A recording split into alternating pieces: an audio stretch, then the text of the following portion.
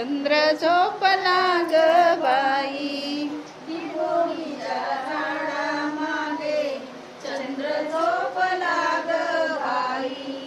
आज माझ्या पाडसाला झोप का ग येत नाही, निंबोणीच्या झाडामागे चंद्र झोपला ग बाई.